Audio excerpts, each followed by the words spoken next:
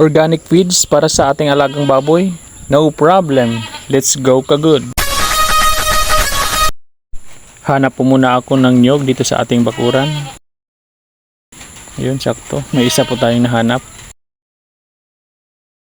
At syempre, hindi dito nagtatapos. Kailangan natin balatan. Hanap mo, buntan mo.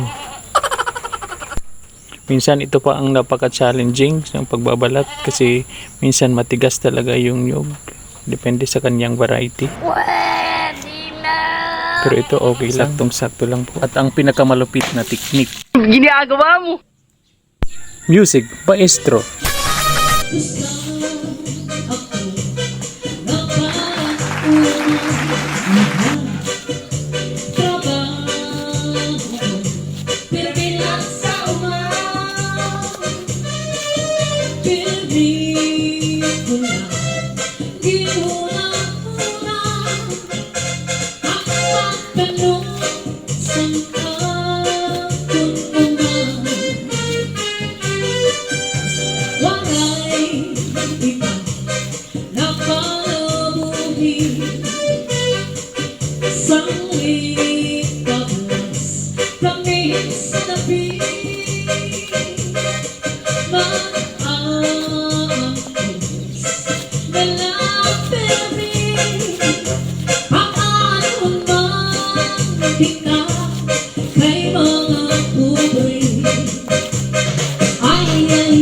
Ay, pastilan. Ay, pasti. Simulan na natin ang proseso.